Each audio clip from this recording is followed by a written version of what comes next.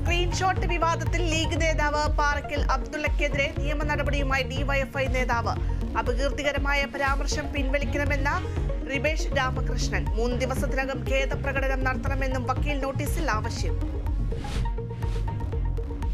കൊല്ലം കുണ്ടറയിലെ 45-കാരിയുടെ മരണം കൊലപാതകമെന്ന പ്രാഥമിക നിഗമനം. മരിച്ച നിലയിൽ കണ്ടെത്തിയത് പടപ്പക്കര സ്വദേശി പുഷ്പലതയെ. മകൻ അഖിൽ കുമാറിനായി പോലീസ് അന്വേഷണം ഊർജിതം. സംസ്ഥാനത്ത് മഴ ശക്തമാകും. പത്തനംതിട്ട, കോട്ടയം, ഇടുക്കി, എറണാകുളം ജില്ലകളിൽ ഓറഞ്ച് അലർട്ട്.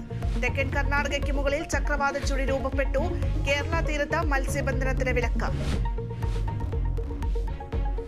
ആരോഗ്യ പ്രവർത്തകരുടെ സുരക്ഷ പഠിക്കാൻ സമിതിയെ നിയോഗിച്ച് കേന്ദ്ര സർക്കാർ. നടപടി കൊൽക്കത്തയിലെ വനിതാ ഡോക്ടറുടെ കൊലപാതകത്തിലെ പ്രതിഷേധത്തെ തുടർന്ന്. ഡോക്ടർമാർ സമരം പിൻവലിക്കണമെന്നും കേന്ദ്ര സർക്കാർ. IMA നേതൃത്വത്തിലുള്ള പണിമുടക്ക് പൂർണ്ണം.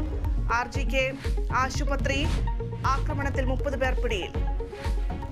കർണാടക ഗവർണർക്കെതിരെ മുഖ്യമന്ത്രി സിദ്ധരാമയ്യ നിയമ നടപടിക്ക് വിചാരണ ചെയ്യാൻ അനുമതി നൽകിയ നടപടി ഭരണഘടനാ വിരുദ്ധമെന്ന സിദ്ധരാമയ്യ. പാർട്ടി തനിക്കൊപ്പമെന്നും രാജിവെക്കില്ലെന്നും കർണാടക മുഖ്യമന്ത്രി.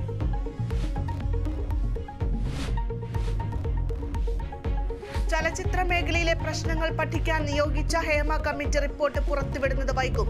തീരുമാനം നടി രഞ്ജിനി ഹൈക്കോടതിയെ സമീപിച്ച സാഹചര്യത്തിൽ തിങ്കളാഴ്ച ഹർജി പരിഗണിച്ച ശേഷം തീരുമാനം. റിപ്പോർട്ട് തേടി വിവരാവകാശ കമ്മീഷൻ.